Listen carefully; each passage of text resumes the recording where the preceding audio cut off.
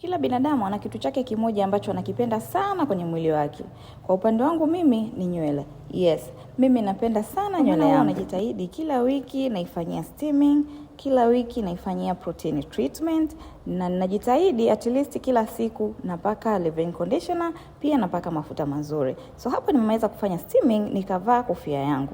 Guys, hiyo inaitwa steaming cup. Kufanya steaming yako, especially kwa sisi ambao tunapenda kutunza nywele zetu nyumbani. Yaani ukivaa hii unaweza kufanya kitu chochote muda wowote. Iko very comfortable, haiumizi wala haichujishi maji. Kwamba ukivaa joto likitoka, steaming yangu ingie vizuri kwenye nywele yangu, ilinibidi kufanya activities mbalimbali nyumbani. Kutunza nywele nyumbani ni kazi rahisi sana na ni nzuri zaidi kwa sababu wewe utakuwa unaipenda zaidi nywele yako kuliko mtu mwingine akufanyie. Ukijifanyia mwenyewe utafanya kwa uangalifu mkubwa. Wale ambao tunapenda kutunza nywele zetu, hizi ni tips ndogo ndogo ambazo unaweza ukafanya.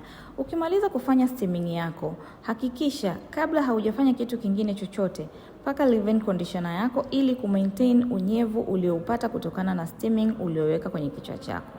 Baada ya hapo, unaweza ukapaka mafuta yako mazuri ya maji kama unayo. Lakini kama hauna, unaweza ukapaka hata mafuta mazito.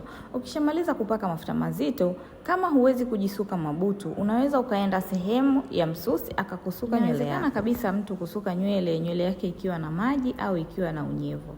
Ni rahisi na ni vizuri zaidi kwa sababu inakuepushia wewe kutumia moto kwenye nywele yako. Swala la kuacha kutumia moto si kwa watu wenye nywele ya dawa tu, hata wenye nywele natural unatakiwa kuacha kabisa. Kwani mkifanya hivyo, nywele yako itakuwa nyepesi sana na itakuwa haivutii. Baada ya saa 1:30 nimeenda bafuni kwa ajili ya kwenda kuosha nywele yangu.